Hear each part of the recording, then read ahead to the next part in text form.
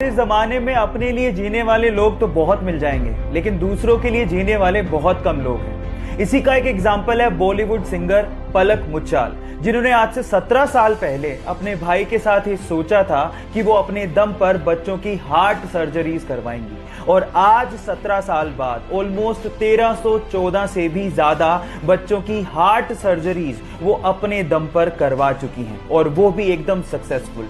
और उनके इस सोशल कंट्रीब्यूशन के लिए उनका नाम Limca Book of World Records और Guinness Book of World Records में भी शामिल किया गया है।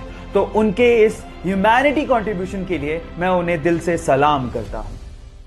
ये कहानी है रूकी नाम के एक छोटे से कुत्ते की, जिसने पैदा होते अपनी मां को खो दिया। अब उसे अपनी मां के बिना ही जीना था, लेकिन सौभाग्य से उसके मालिक की गाय से उसे मां का प्यार मिलने लगा। अब उस गाय को अपनी मां समझने लगा। वो पूरे दिन उसी के साथ खेलता, उसी के साथ खाता, और वो उसकी लाइफ का हिस्सा बन चुकी थी। लेकिन एक दिन मालिक को पैसों की तंगी के चलते उस गाय को बेचना पड़ा। उसके बाद वो कुत्ता बहुत ज्यादा रोने लगा और उसने खाना भी छोड़ दिया।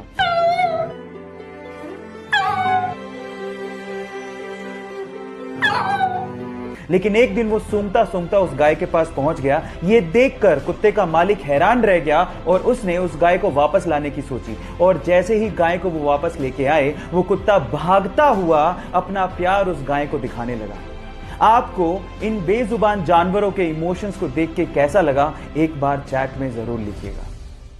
आईपीएस के फाइनल इंटरव्यू में पहुंचे एक बंदे को अंग्रेजी भाषा में थोड़ी प्रॉब्लम थी, तो इंटरव्यूअर ने उन्हें कहा कि तुम्हें अंग्रेजी नहीं आती, तुम प्रशासन कैसे चलाओगे। तो बंदा सोच में पड़ गया। तो इतने में इंटरव्यूअर ने कहा कि कोई बात नहीं, पानी पी के जवाब दे दो। तो उस बंदे ने सोचते हुए कहा कि सर मैं पानी नहीं पी सकता। तो इंटरव्यूअर ने कहा कि क्यों नहीं पी सकते। तो उसने कहा कि ये पानी मैं इसलिए नहीं पी सकता क्योंकि ये कांच के ग्लास में है, मुझे स्टील के ग्लास में पानी पीना है। तो इंटरव्यूअर को गुस्सा आ गया। उसने कहा कि पानी का ग्लास से क्या लेना देना। तो उस बंदे ने कहा कि सर यही तो मैं कह रहा हूं, जैसे कि पानी इंपॉर्टेंट है, ग्लास नहीं, वैसे ही मेरी कार्य शक्ति इंपॉर्टेंट है, भाषा नहीं। और फाइनली इस जवाब के बदौलत उनका सिलेक्शन हो गया। और ये रियल घटना, और उस बंदे का नाम है आईपीएस मनोज कुमार शर्मा। गाइज, आप लोगों का इसके बारे में क्या सोचना है, चैट सेक्शन में लिखना मत भूलिएगा। क्या आप लोग बाइक्स के शौकीन हैं? अगर हैं तो आज मैं आप लोगों को दुनिया का सबसे बेहतरीन हेलमेट दिखाने जा रहा हूं, जिसे देखने के बाद आप लोगों को आयरन मैन के हेलमेट की याद आ जाएगी। एक्चुअली इस हेलमेट को आई राइडर के नाम से जाना जाता है, जिसके अंदर पोर्टेबल प्रोजेक्टर लगा हुआ है, जिसे आप अपने मोबाइल में ब्लूटूथ के थ्रू कनेक्ट कर सकते हैं। और कनेक्शन के बाद आप लोगों को हेलमेट के ग्लास पर साइड में नेविगेशन, कॉल्स, मैसेजेस दिखाई देने लगेंगे। इसके अलावा इसमें एडवांस्ड स्पीकर लगा हुआ है, जिसमें हेलमेट के अंदर ही आप गाने भी सुन सकते हैं। गाइस, ये एडवांस्ड हेलमेट आपको चाहिए कि नहीं चाहिए, चैट सेक्शन में लिखना मत भूलिएगा। गाइस, आप लोगों ने सड़क पर चलने वाला स्कूटर तो देखा होगा, लेकिन क्या आप लोगों ने हवा में उड़ने वाला स्कूटर देखा है? देखना तो छोड़ो, शायद आप लोगों ने सुना भी नहीं होगा, बट ये बात सच होने जा रही है। चाइना के जुहाओ डेली ने लगभग $3 मिलियन खर्च करने के बाद और लगभग 1000 टेस्ट ड्राइविंग के बाद फाइनली एक फ्लाइंग स्कूटर बना लिया है, जिसे इन फ्यूचर हम लोग इंसानी ड्रोन के नाम से भी जानेंगे। गाइस, अगर आप लोगों को ये उड़ने वाला स्कूटर मिल जाए तो क्या आप लोग टेस्ट ड्राइव लेना पसंद करेंगे? चैट सेक्शन में लिखना मत भूलिएगा।